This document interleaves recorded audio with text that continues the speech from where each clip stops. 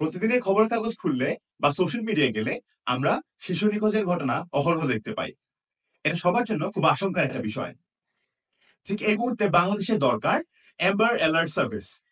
Amber alert হলো এমন একটি সার্ভিস যেটি কোনো অঞ্চলে বা এলাকায় কোনো শিশু হারিয়ে গেলে সেই আশেপাশের অঞ্চলগুলোর মধ্যে একটি মোবাইল নোটিফিকেশনের মাধ্যমে সবাইকে সচেতন করে দেওয়া হয়, যাতে করে শিশু হারিয়ে যাওয়া বা নিখোঁজ হওয়া প্রতিরোধ করা যায়।